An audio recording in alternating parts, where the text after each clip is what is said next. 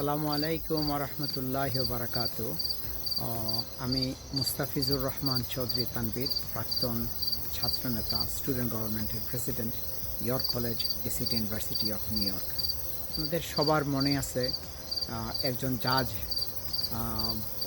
ওনার নাম মনে হয় AHM শামসুদ্দিন চৌধুরী মানিক, এবং ওনার কথা বলার স্টাইল, কথা বলার ধরন এবং সব কিছু আপনাদের মনে আছে।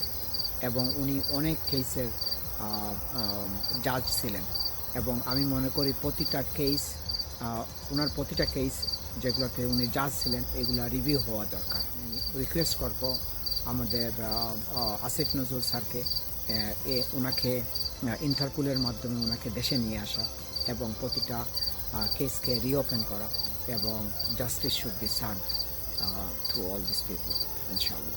So we are looking for Samsuddin Manik. If anyone knows his information, please inform us. We need to, especially to Asif Nazrul sir and his team, should really know about him. Look at this, Manik Shab, আপনাকে বলছি, আপনার কি মনে হয় আপনার বিচার হবে?